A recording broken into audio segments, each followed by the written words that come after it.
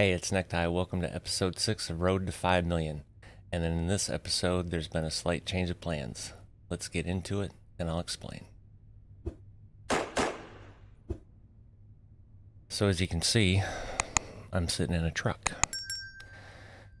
And no, it is not a truck I bought. So let me explain. There's a couple different things. First and foremost, the biggest, if I go to the truck dealer and go to buy a truck, this is all I can buy, are these. Now, you can configure these to make these have a sleeper on them or whatever, but the truck I really want to buy, I have to be level 10. So that's the first issue. The second issue is if we go to the bank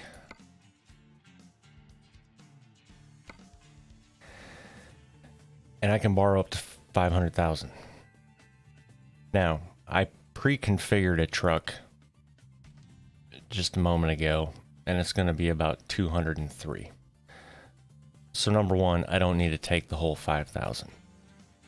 Plus, if I did, we're paying back almost $7,500 a day for a loan payment. And if we're only running loads that pay, you know, $8,000 or $9,000, you can see the issue there. Now,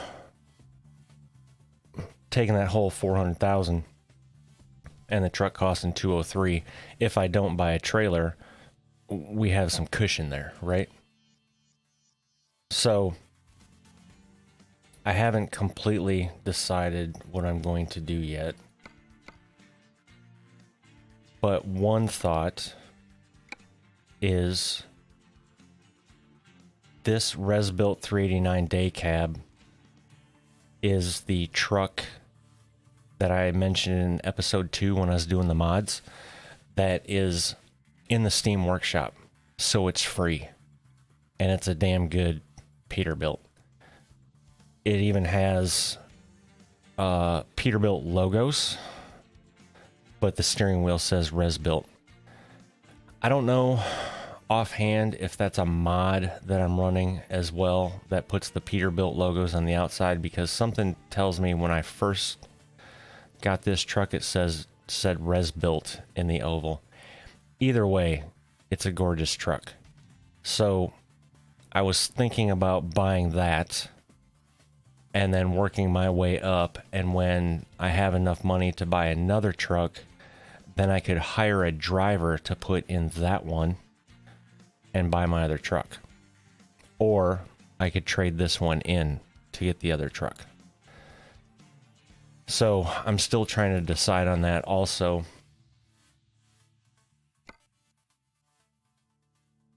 I don't know if I want to record that whole process or if I want to record it and time-lapse it.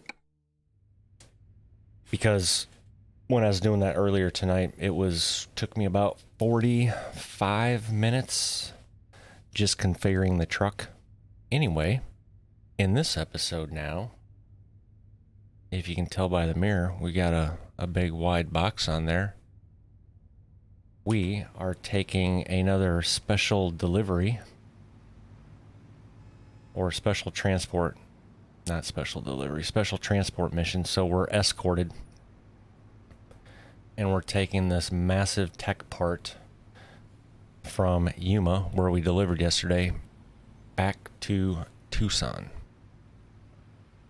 And let me pull up the load info there. So that sucker weighs almost 100,000 pounds. So we are heavy.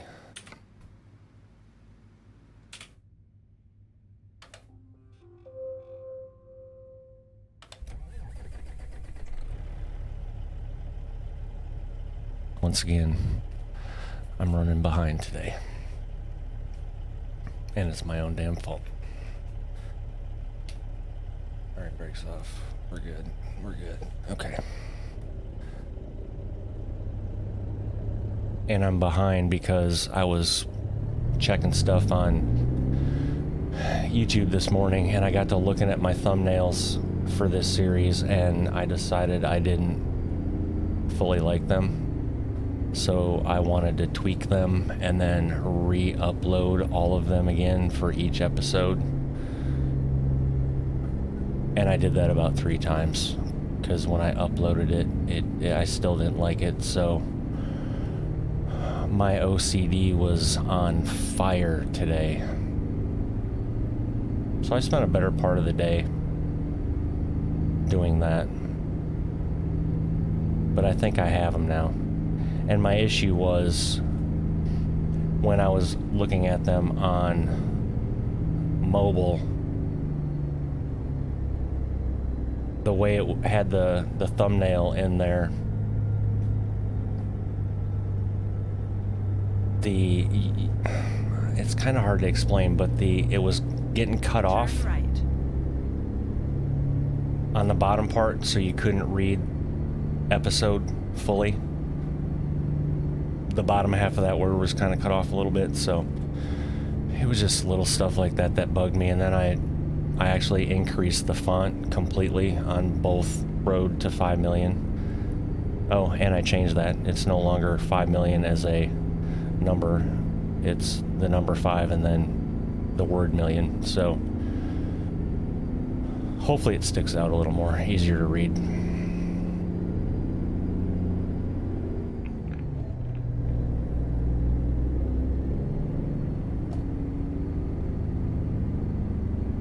Oh, I cut that kind of close to that curb.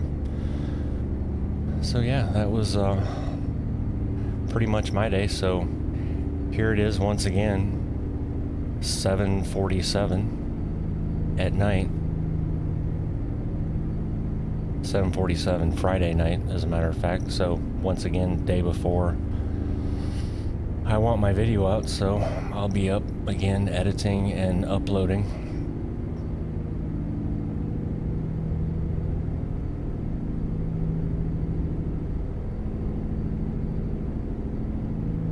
By the way, I'm not complaining. I'm just explaining.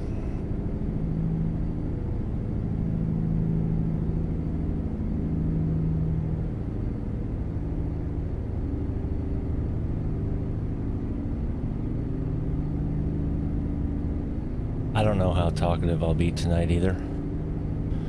I know I probably wore you guys out yesterday on that episode. After 100 yards, turn left. Turn left. But honestly,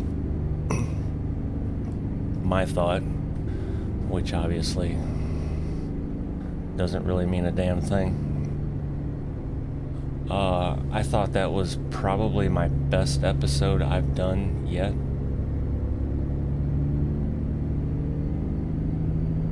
Ooh, this is gonna be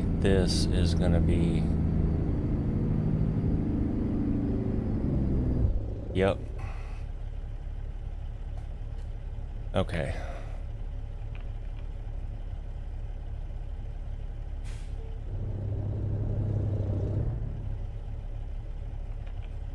This is gonna end up getting aborted because I'm in low. Yep. And it's not gonna freaking pull this. Again, that's what I get for not paying attention. Yep. We're gonna roll into the... Oh, maybe not. Maybe I got it.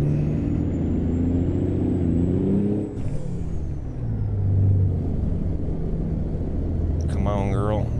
Pull.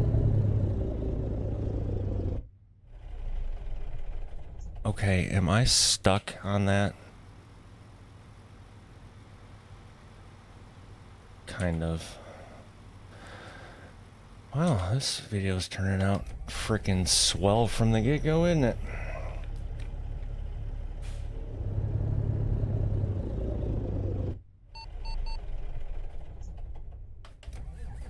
This shit is so hard to do because you have to let the clutch out at just at the right time, and you can floor the gas pedal and it still wants to roll back because it's so heavy.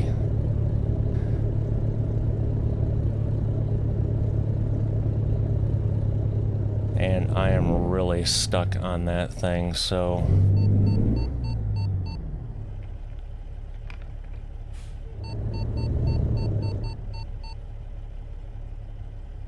well, escort fucking back up. Is this gonna let me off of it? Yes.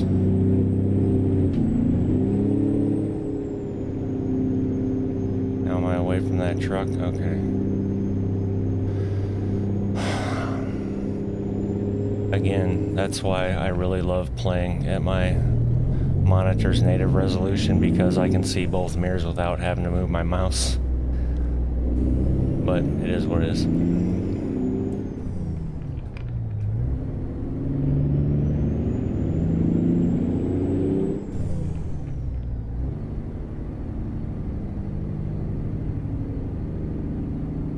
I guess I could move my field of view back too and sit further back, but it's alright. I just need to try to not make you guys dizzy by moving the mouse around.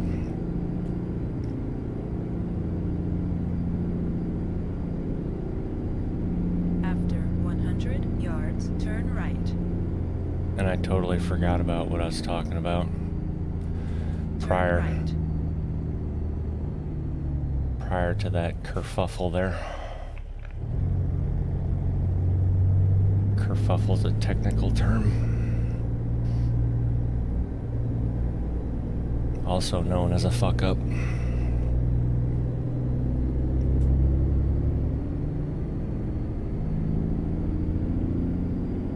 Oh, I think I was talking about how I think that episode 5 was probably one of my best videos I've done yet. If nothing else, for me, watching it back was, well, watching it back twice actually. I watched it back when I edited, and then I watched it back today, like an hour after it went live, which is pretty cool to see that it already had 4 views before I even watched it, so that was kind of cool. But it was almost therapeutic, I guess, for me to hear myself talk about what I was talking about.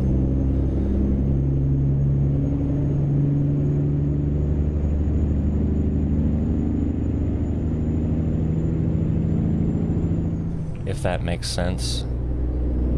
It made sense in my head prior to saying it, but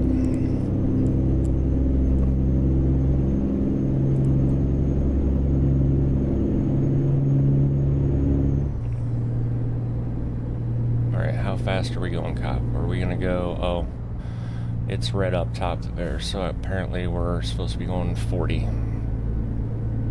Okay, well, let me just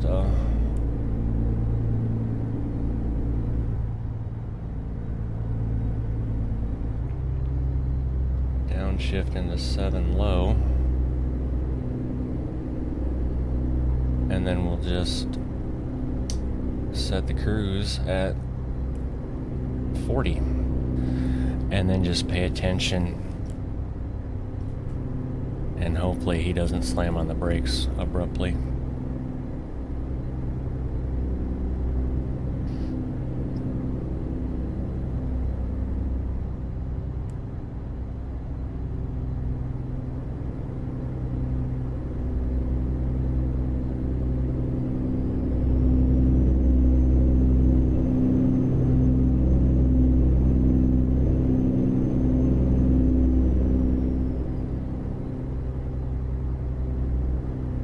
What I'm doing right now is I'm checking my mirror, and then I'm trying to gauge on the truck where I need to be. So if you look at my hood ornament, which it's not actually a hood ornament, it's the handle to open the hood, to pull it open. If you look at that, if I keep that centered on the solid white line, that seems to make that load right on the dotted line.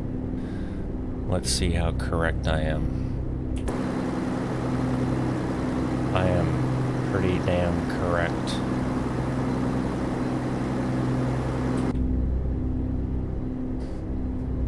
Now I could be a jackass and be more centered in my lane, and then none of these cars would pass us.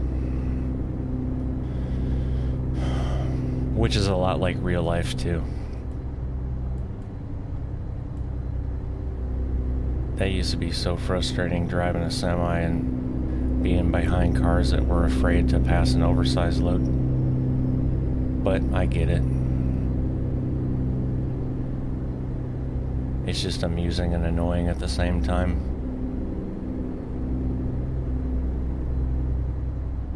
That is one thing I guess I could touch on in this episode, since we're doing another special transport mission. Because I don't know if in the last one if I explained the permits very good, but basically for every oversized load you have to have permits. Now if you're driving for a company, you have a permit department that handles all that they have to submit to the permit office for whatever states you're going through, all that stuff. So the permits will basically tell you what you need to do to not get in trouble, is kind of how it is, because it will have your routing. So for instance, if there's construction and there's a lane shut down or something like that for whatever reason, and you're too wide for that, you will be routed around that. So that will be in your permit. So there's a section in the permits for the routing, and you have to follow that to the T. And then there's other things in there too. For example, I know from personal experience that if you are driving through the city of Indianapolis on I-70, you have to be in the middle lane.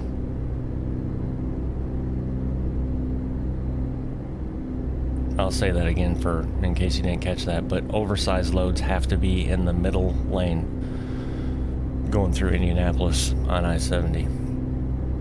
And then they also have, for example, I believe it's in the state of Missouri, if you're oversized, your max speed is supposed to be 55 miles an hour.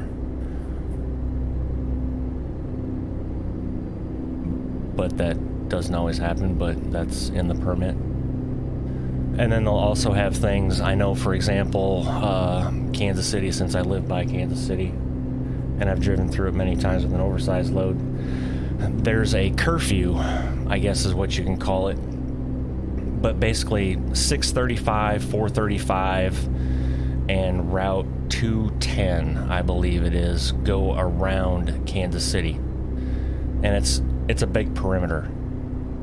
But if you're oversized, you cannot be within that perimeter from the hours of 7 a.m. to 9 a.m. and 4 to 6 or something like that. Don't quote me on the times, but there's like a 2-hour window that you can't be inside that area because that's rush hour. So they don't want oversized loads and all that. So you either have to get through Kansas City prior to that or after. But here's another kink in that. A lot of times there are movement hours, I guess you could call them, for oversized loads. For example, I think Ohio is one of them that's kind of wonky, that, and again, don't quote me on this because my memory's kind of foggy on the actual time, but it's either 30 minutes before and 30 minutes after sunrise and sundown. So you can be on the road 30 minutes before sunrise in an oversized load and 30 minutes after sunset.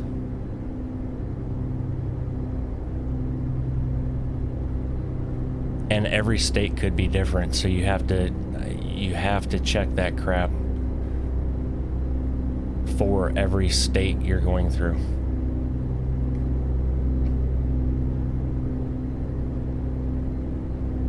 Now, for me, it was kind of, I got to the point where the first time I was hauling something I didn't know, or didn't know the route.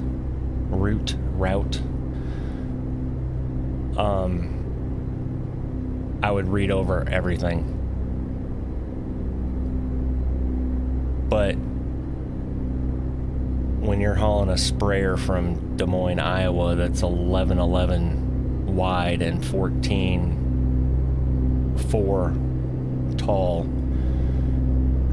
and you run that to Dundalk, Maryland, to the port, and then you either deadhead all the way back to Iowa, or you deadhead to Ohio and pick up a grain cart from Unverfirth.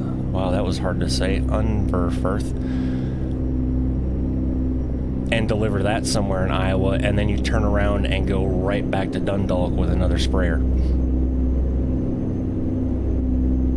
I mean, so you unload one sprayer, you come back, so like 3 days later, you're doing the same thing. So obviously, you see what I'm saying? You kind of, if you're doing the same thing, you may not read everything perfectly, but yeah, permits are a big deal. And they're not cheap either. Which, if you're not an independent, the company normally pays for that stuff. And here's another thing, as I'm looking up at the time in game, it's 7:15, 7:17, and we're not going to get there till 10:13. And if you remember what I was just talking about, it's unrealistic in this game. You're especially... Now, if you're running a long load, which is different from oversized, it's just longer. Possibly a little after sunset, you may be able to be out, but no. And I'll pose the question for those that are in the States watching this. Have you ever seen an oversized load on the highway at night? No, you haven't. And if you did, they were running illegal. So that's one part of the game that's kind of obviously not correct.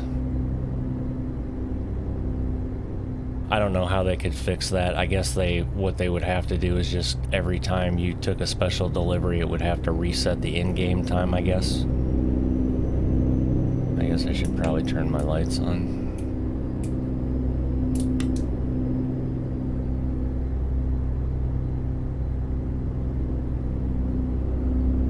I think I need to remap my button box too or something too. My switches are weird.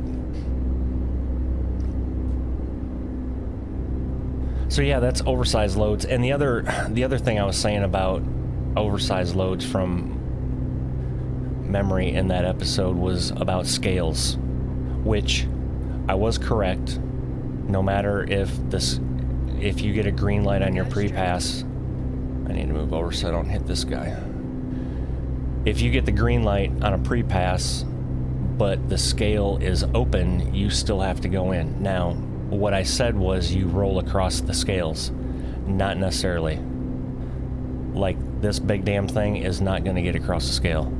So you're either going to park or go around or something anyway, but you still have to go in and show your paperwork.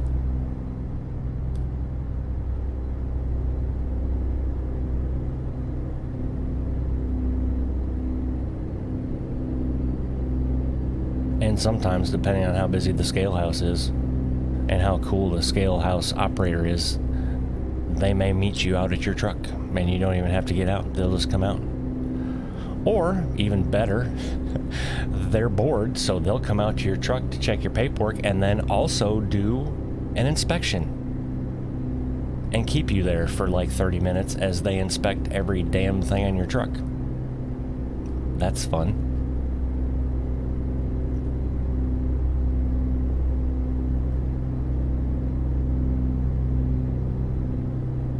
It's a lot of crap, but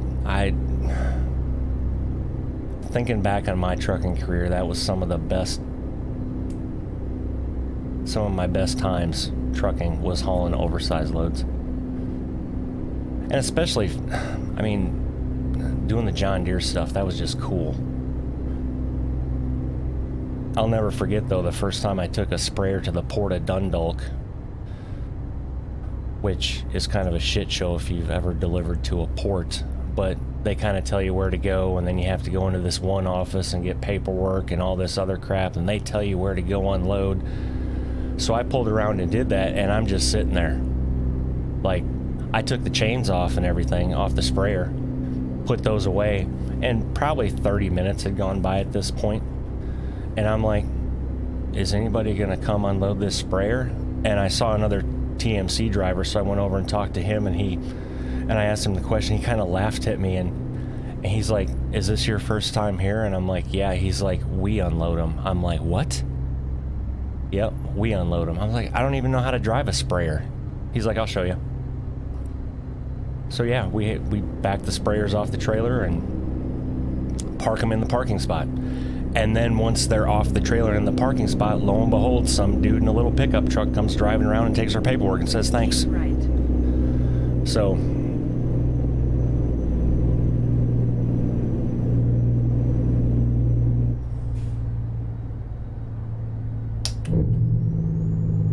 okay, let's not hit that. Okay, good job, Ty. Doing good. Keep left. Changing lanes, and he's coming to a stop. Okay, let's not do, just keep going. Thank you.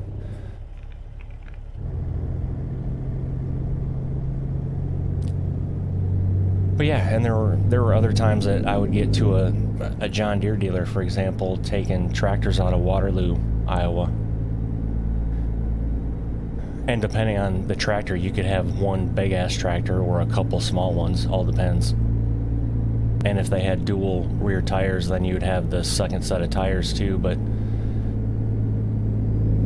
if I arrived at the dealership after they were closed and had to spend the night at the dealership, they would come in the morning and their crap would be unloaded. And they'd just have to sign my paperwork.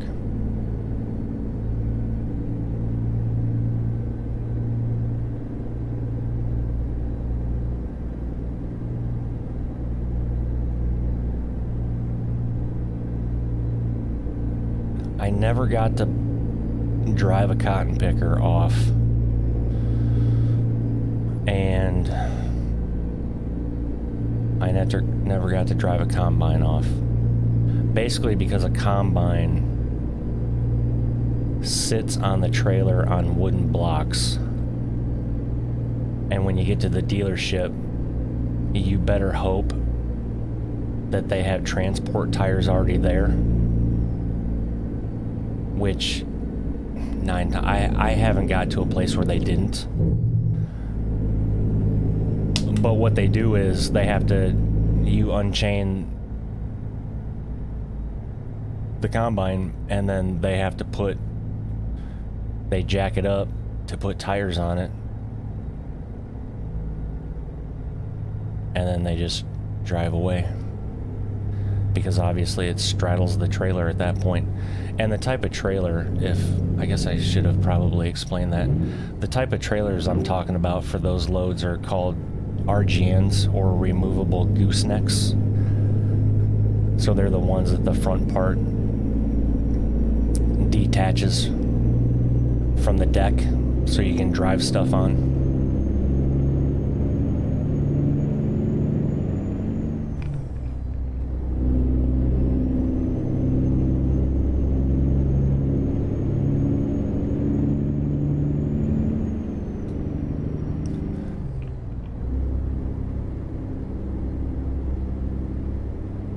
So yeah, more fun facts about driving.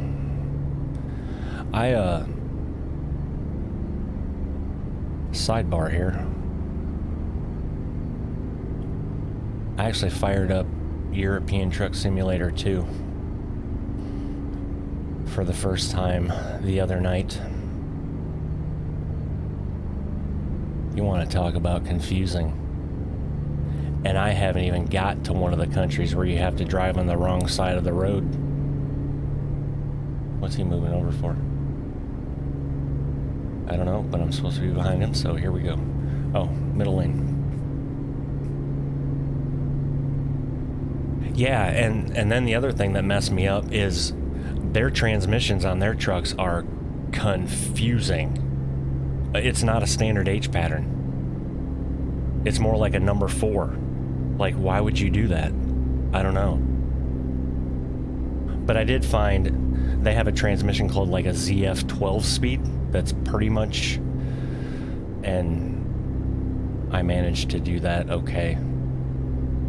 The first couple of loads I did were just automatic, and then I was like, I don't like doing this. I want to shift. So yeah, that may be a series too, and I just started that, so that's nothing to completely start that over.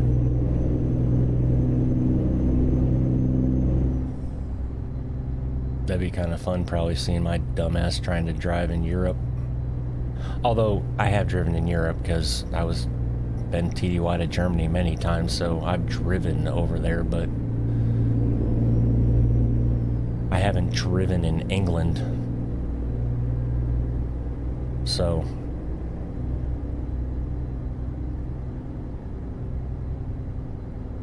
Keep left.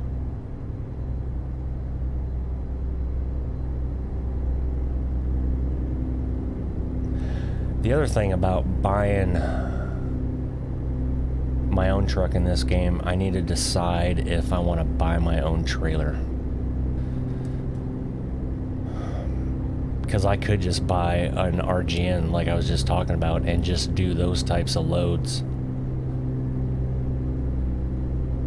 Or I don't have to buy a trailer and I just use whatever they provide, which is fine too. Just one of the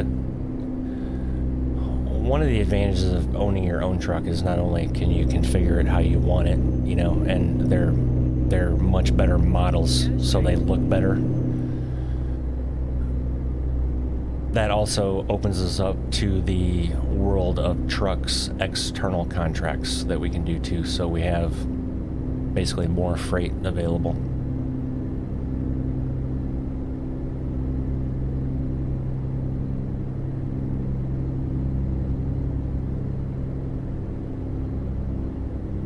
Wow, for someone who said he probably wasn't going to talk a lot tonight, sure managed to just babble on again, huh? Keep left.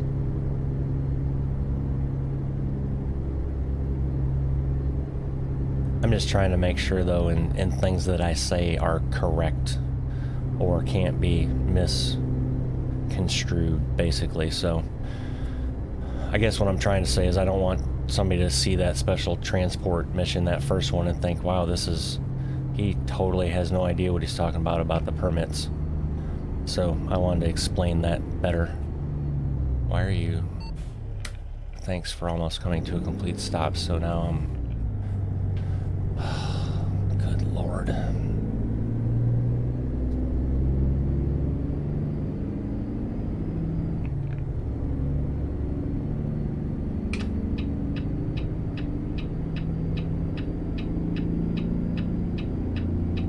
Keep right.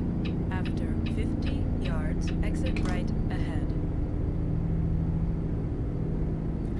And I think the other thing I liked best about the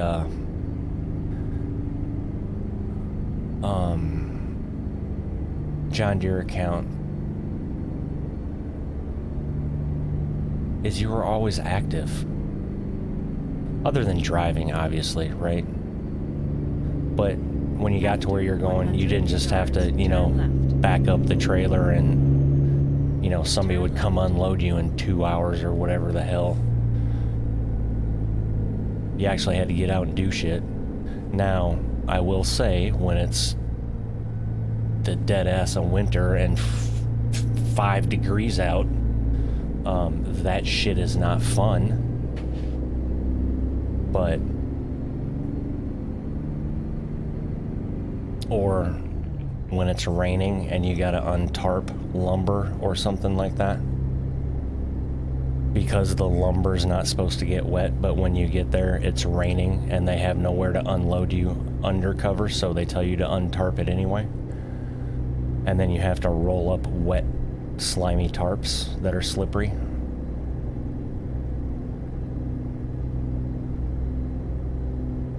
Yeah, it's a hoot. After 100 yards, turn left. Okay, I gotta pop out of here, Turn because left. where are we parking at? Turning left. Okay. Oh, we're gonna turn left and then turn right. Okay. So I need to come up here and make this wide. Okay. And then we're turning right. After 100 yards, turn right. Okay, Turn so then I right. need to come out here. Going up on the sidewalk.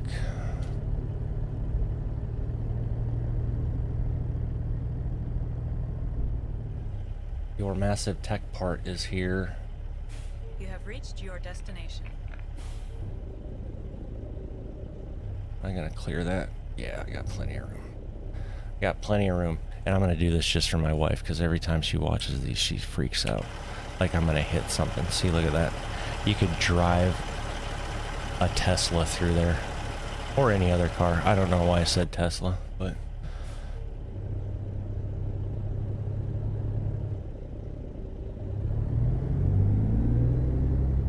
Okay, now let's not hit that fence over there.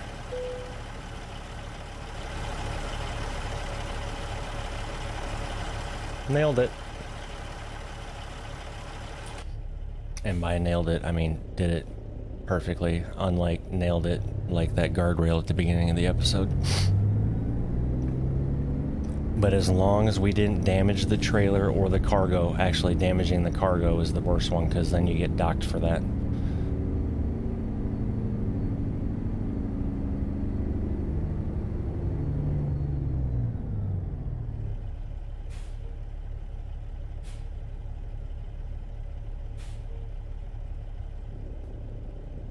Gonna turn green? No, it's not gonna turn green. You know why? Because I forgot that I don't have skilled parking, that I have the auto pop-up thing on, and I forgot to pull up the menu there at the gate. So now this is just gonna deliver it as soon as I hit this button, which I didn't want, so I screwed myself out of the parking bonus.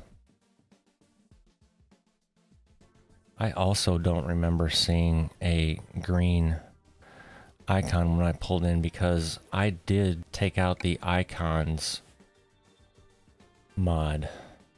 Ooh, another skill point. Let's go, keeping with what I said, I'm gonna put 1 in everything other than fuel economy before I go to long distance. So now we can haul explosives.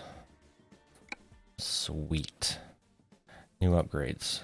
Don't worry, I'm not going to go through them. I just don't like having stuff like this up there, so I have to get rid of it.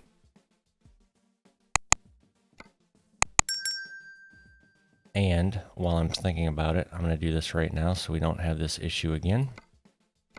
And go to gameplay. And turn off automatic parking dialog.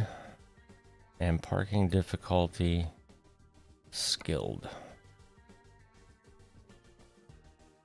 Okay, so now we are good. And with that, ladies and gentlemen, that will conclude episode 6 of Road to 5 million. And we're currently up to $37,000 in the bank. Not bad. 37,544 to be exact. Anyway, if you made it this far, I appreciate you. Thanks for watching. Catch you in the next one. Bye.